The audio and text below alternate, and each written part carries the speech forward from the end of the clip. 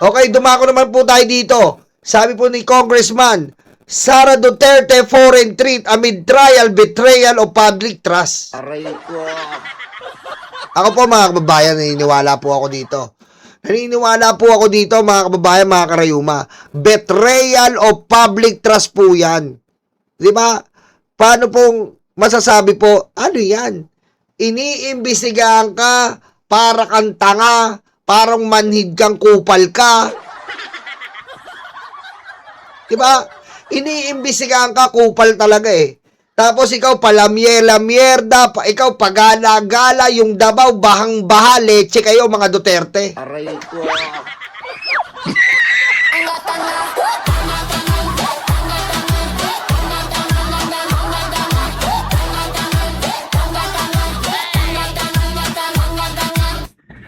Aray ko.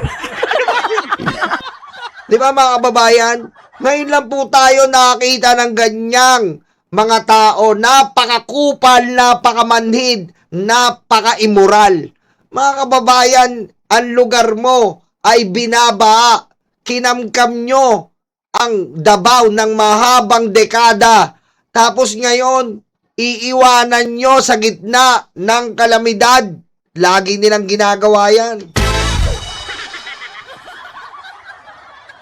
Lagi nilang ginagawa yan. Siyempre, ano po ang sabi dito sa article na to? Oh, si Uncle Abante, para sa kaalaman po, yan po ang mga uncle ko, Tita Claire. Tita Claire Castro.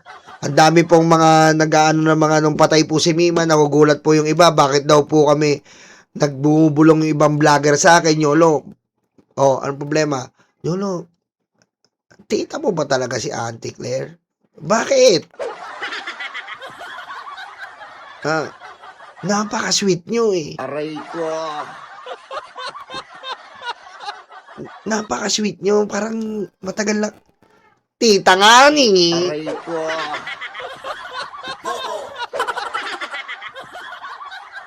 Tita nga ni. Aray ko. Ganun talaga, boy. Ha? Okay? Ganun lang po, ha? Ganun talaga eh. Okay. Talakayin natin yung Singapore ng mga pusang inang Duterte na to. Aray ko. Vice President Duterte from embarking on a 5-country personal trip while she faces an impeachment trial, saying her travel abroad is tantamount to betrayal of public trust. Ano pong sinabi? Ano pong sinabi ng aking Uncle Abante? Ang mga personal trip sa 5 bansang pupuntaan mo, betrayal of public trust yan. Diba? Diba? Betrayal of public trust yan. That constitutes betrayal of public trust, sabi ni Uncle Abante. That constitutes betrayal of public trust. Abante, who endorsed an impeachment complaint against Duterte, was eventually elevated by the House of Representatives, said she's highly irresponsible BP. Tangina. Napaka-irresponsable po talaga, tangina. Pasensya na po sa salita ko. Natatandaan nyo po mga kababayan, noong mga ganito rin pong panahon, na pinili niya po ang Taylor Swift, bumabagyo tayo. Mga kababayan ito po, idadaysek ko lang ang mga putang inang mga tanga-tangang naratibo. Idadaysek ko lang, mga kababayan. Gusto nyo ba? Ayaw nyo? O i-end na natin yung live?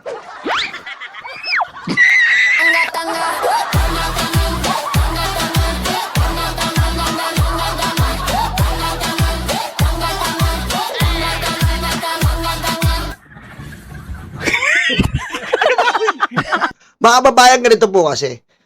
Given the circumstances and given the reality, spare tire. Di ba? Yan po ang sabi ng mga DDS, pinapakalat ngayon. Yung baha sa Davao, anong gagawin ni Sara dyan? Spare tire siya. Anong gagawin ni Sara dyan sa mga kalamidad? Spare tire siya. Anong gagawin niya dito sa mga bagyo? Spare tire siya. E di putang ina nyo. Aray ko. Aray ko. Nakakainis eh. Mga babayan, spare tire. Opo. Pero ang spare tire po na hayop na si Sara Duterte, siya po ang spare tire na may sariling pondo.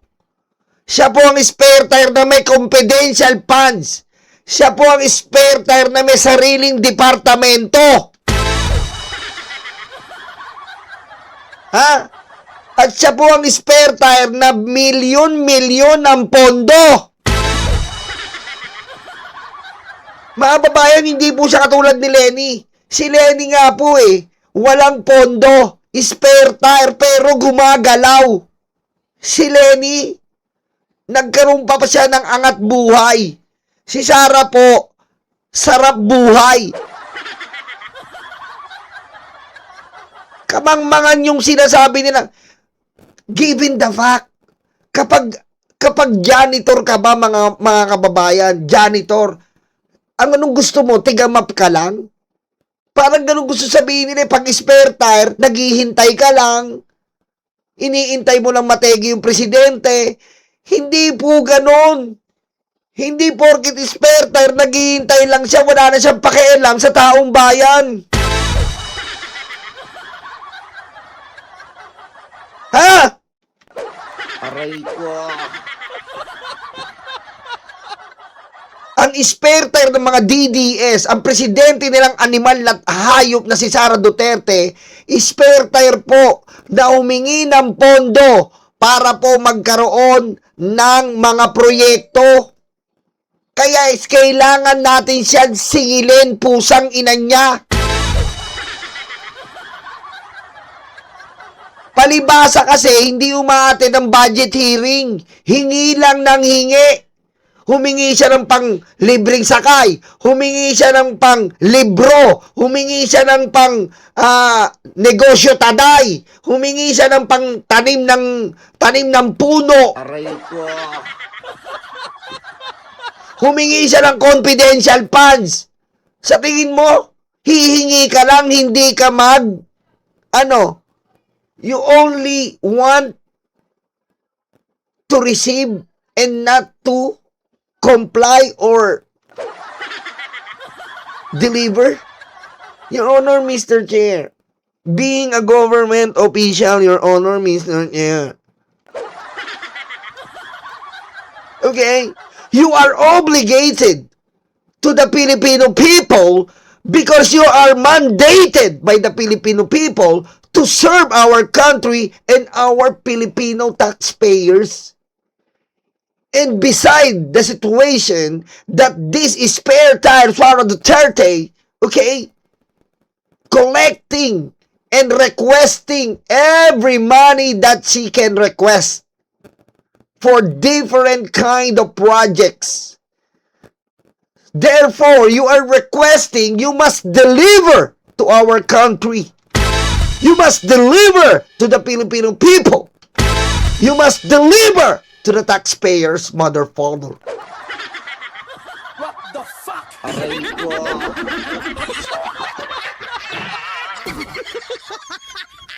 Di ba po? Humihingi siya. Tapos gusto niya, spare tire lang. Paghingi mo, nahingi mo lang. Tapos nakaganito ka na lang, naghihintay ka na lang mamatay ang Pangulo. Ganun ba ang gusto ng mga DDS? Kung talagang may inisyatibo ka, mga kababayan, mga karayuma, mag-deliver ka para sa iyong mga mamamayan, putang ina mo.